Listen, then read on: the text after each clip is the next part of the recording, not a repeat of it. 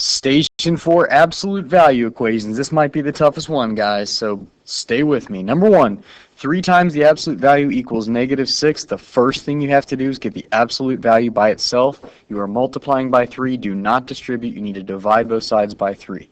Now you have the absolute value equals -6 over 3 is -2.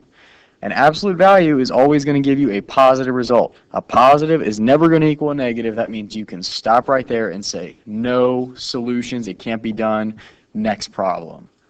Number 2, the absolute value of 2x minus 10 equals 20. So we got to get the absolute value by itself, add 10 to both sides, and now you have the absolute value of 2x equals 30. The two numbers that have an absolute value of 30 are -30 and +30. What I need to do is set two equations up so that whatever's inside the absolute value, 2x equals -30 or 2x equals +30. Now I can solve them. Divide both sides by 2 and you got x equals -15 or x equals +15 on the other one. And now we're good to do number 3 because the absolute value is already by itself. So when you split it up, the two numbers that have an absolute value of 10 are -10 or +10. You just set whatever is inside those absolute value bars, 3x plus 3 equal to -10 or 3x plus 3 equals +10. Now you have two-step equations. I know you can solve two-step equations. Subtract 3 on both sides.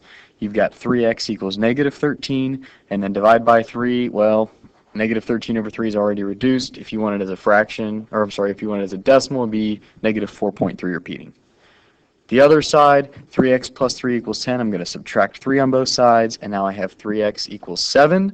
Divide both sides by 3, and you got 7/3 or 2.3 repeating if you insist on having a decimal. Number 4, do not distribute. You need to divide both sides by -6 because right now you're multiplying both sides by -6. When you divide a negative by a negative, you end up with +2 on the right. So do not say no solution because there is a solution. There's two of them. Split the absolute value up. The two numbers that x plus 3 could equal are -2 or +2. And then they're one-step equations. When you subtract 3 on both sides, you get either -5 or 2 minus 3 is -1. If you can do absolute values, you are a champion. Good job.